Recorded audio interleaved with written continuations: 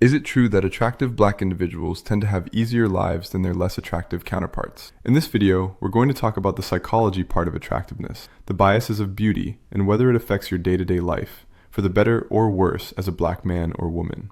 Social bias. According to a well-documented cognitive bias called the halo effect, attractive people are consistently perceived as more intelligent, trustworthy, competent, and socially skilled than their unattractive counterparts. This isn't an opinion. It's one of the most replicated findings in social psychology. The halo effect is a cognitive bias where one positive trait, which is physical attractiveness, spills over and influences how people judge unrelated traits like morality, intelligence, and character. The opposite is also true. When someone is perceived as unattractive, people subconsciously assign them other negative traits. This reverse bias is often referred to as the horn effect. These judgments happen automatically, without conscious intent, and they influence how people are treated in everyday life. This bias shows up in real, high-stakes environments. Decades of experimental research demonstrate that physical attractiveness affects legal judgments, including perceived guilt, sentencing severity, and credibility assessments, even when evidence is held constant. Jurors are not immune to this bias. Judges are not immune to it, and neither is the general public. A real-world illustration people often point to is Jeremy Meeks, who received massive public sympathy and a comparatively lenient sentence despite a serious conviction. This example doesn't prove causation in an individual case, but it reflects a broader, well-documented pattern. Attractive people are more likely to be perceived as less dangerous, more redeemable, and more trustworthy. This does not mean attractive people get away with everything, but it does show that physical appearance systematically tilts perception in their favor. Dating and relationships. In dating, physical attractiveness plays a disproportionate role in who gets access to opportunity.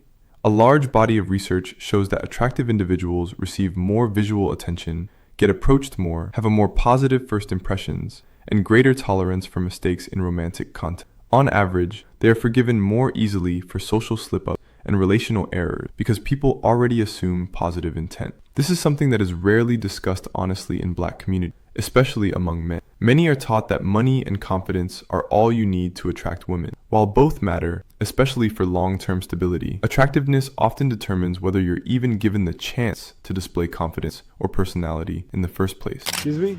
You're pretty. What's your name? I don't have a name. Oh my god. Hey, excuse me? Excuse me? I thought you were pretty, I ain't gonna lie. Can I get your number? No. Hey, excuse me? I thought you were pretty. Can I get your number? I'm sorry, yeah, no. Fuck no. Fuck no.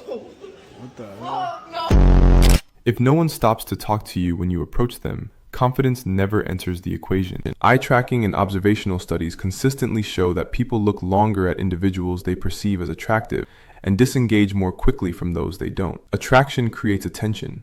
Attention creates opportunity. Without that initial attention, everything else becomes harder. Research on mate preferences also shows a clear pattern. Women, on average, place greater importance on financial stability and resources in long-term relationships than in short-term ones. This reflects a desire for security and investment over time. In short-term contexts, such as hookups or casual encounters, physical attractiveness plays a much larger role. Men, by contrast, place strong emphasis on attractiveness in both short and long-term relationships, though they are more willing to deprioritize traits like kindness, loyalty, and emotional compatibility in short-term mating contexts. These dynamics are even harsher for dark-skinned black women, who we've probably seen over the years have been getting a lot of attention from most men, blacks included, saying they wouldn't date them. This comes from colorism in the community and how lighter-skinned black individuals are perceived as more attractive. In a paper by Igor Ryabov titled, "How Much Does Physical Attractiveness Matter for Blacks?" Linking skin color, physical attractiveness, and black status attainment, explains how lighter-skinned and/or attractive black individuals earn more money and get better treatment overall than their unattractive counterparts.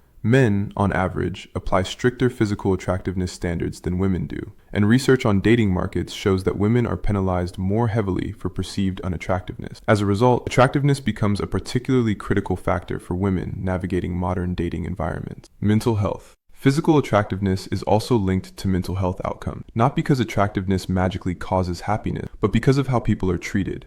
Across multiple studies, more attractive individuals report higher self-esteem, greater life satisfaction, and better overall well-being. Less attractive individuals, on average, report the opposite. This relationship is largely social, not biological. Attractive people experience more positive feedback, fewer rejection, and more reinforcement across domains like dating, education, and work. Repeated rejection, on the other hand, is a well-established risk factor for lower self-esteem, anxiety, and depressive symptoms. Imagine approaching 100 people and being rejected by all of them. Most people wouldn't even reach 100. They'd quit long before that. Now imagine approaching the same number and being accepted by even a third. That experience alone would radically change your confidence and sense of self-worth. Humans naturally gravitate toward environments where they are rewarded and avoid those where they are consistently rejected. This does not mean every unattractive black man or woman is depressed, nor does it mean attractive people never struggle. The relationship is correlational, not deterministic, but at the population level, social treatment matters, and attractiveness strongly shapes that treatment. Teachers are not exempt from bias. Research in educational psychology, such as one by Hansen and colleagues, show that not only do teachers rate the academic ability of attractive students more highly than less attractive students in terms of their performance across the 4 areas of learning, but they are also more likely to overrate and less likely to underrate their ability than other students. As a result, they receive more positive feedback, higher evaluations, and more opportunities, even when objective performance is the same. You can see how this would affect the confidence and self-worth of a child, especially in their early years, where positive reinforcement is a key factor to building their self-esteem. The same pattern applies to educators. Studies on student evaluations of teaching show that physically attractive instructors receive higher ratings, independent of teaching quality. Students pay more attention, form more positive expectations, and evaluate the experience more favorably, not necessarily because the instruction is better, but because perception is biased from the start.